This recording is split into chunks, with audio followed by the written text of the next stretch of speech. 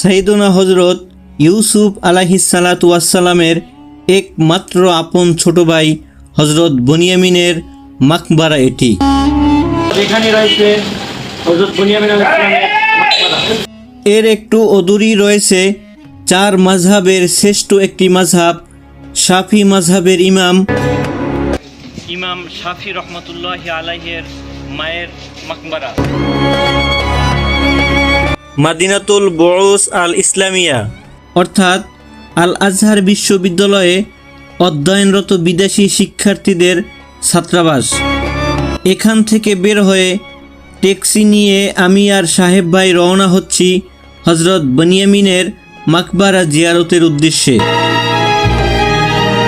Old Cairo ২৫০০ বছর ধরে দুনিয়ার সব থেকে গুরুত্বপূর্ণ শহরগুলোর একটি।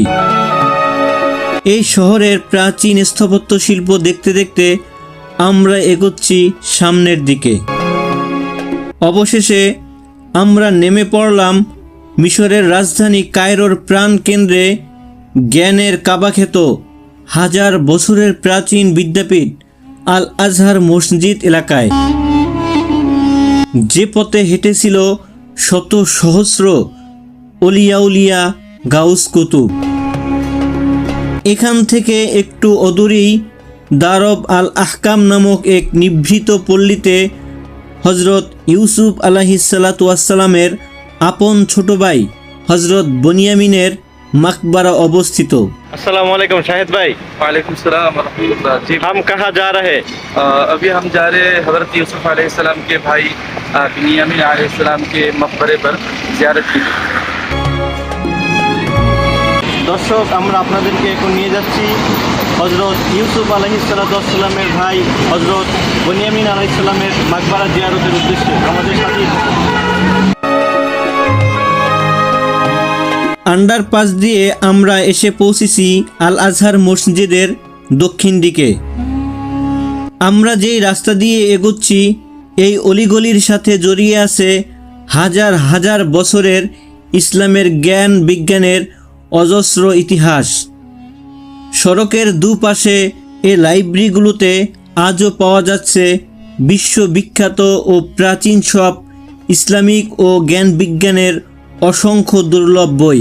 এগুলো দেখতে দেখতে আমাদের চোখে পড়ল আব্দুল আজিজের অনিন্দ সুন্দর এই আরবি ক্যালিওগ্রাফির দোকানটি আল আজহার মসজিদের পিছনে অবস্থিত।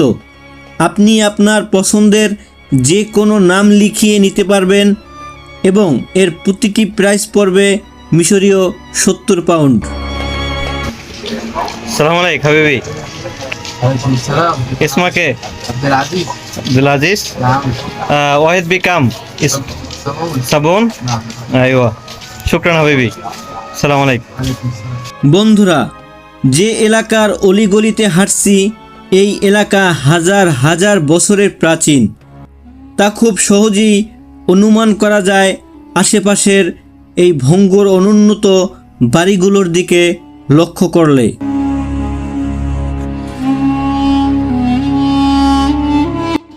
সুপ্রিয় দর্শক ও শ্রোতা, অবশেষে সকল কল্পনা ও জল্পনার প্রহর কাটিয়ে আমরা এসে পৌঁছেছি আমাদের সেই কাঙ্ক্ষিত গন্তব্যে, অর্থাৎ হজরত বুনিয়ামিন আলাইহিসসালামের মাকবারায়। আমাদের সাথে আসুন, আমরা আপনাদেরকে নিয়ে যাব সেখানে।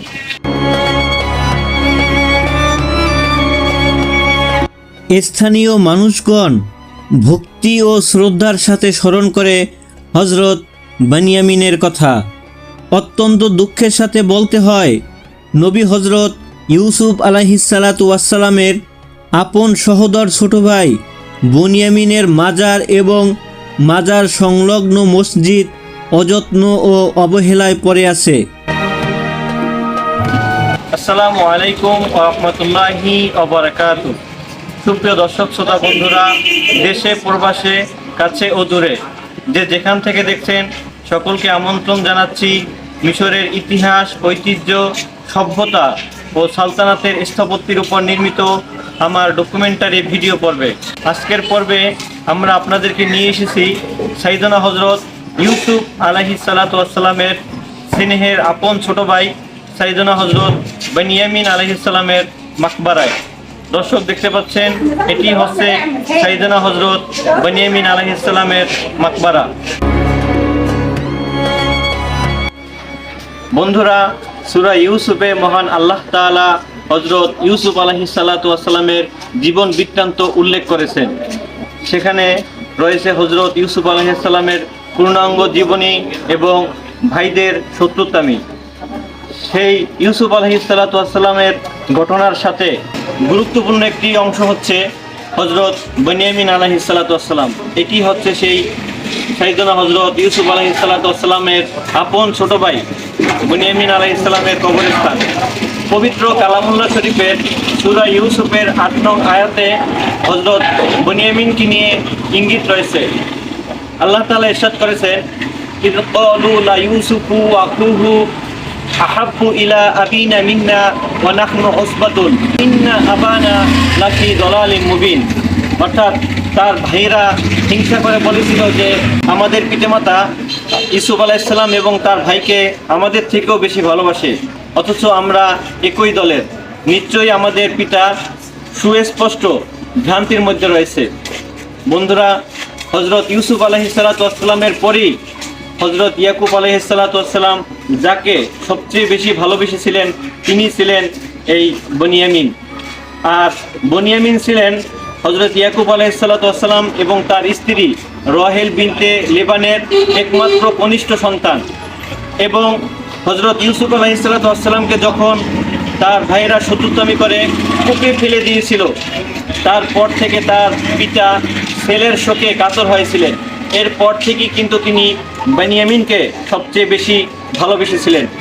এবং বনিয়ামিনের জন্মের পরেই কিন্তু তার মাতা রাহেল বিনতে লেবান ইন্তেকাল করেন। তাই বনিয়ামিন একবারে শিশু থাকা অবস্থায় তার পিতার স্নেহে বড় হয়েছিলেন।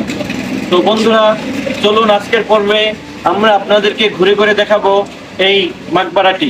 আমাদের সাথেই থাকুন।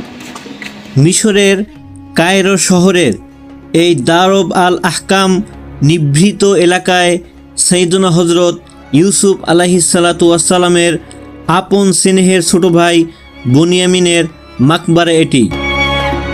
বনিয়ামিনের সঠিক কবরস্থান নিয়ে ইসলামিক ও ঐতিহাসিক সূত্রে সরাসরি নির্দিষ্ট কোনো তথ্য পাওয়া বেশ কষ্টকর।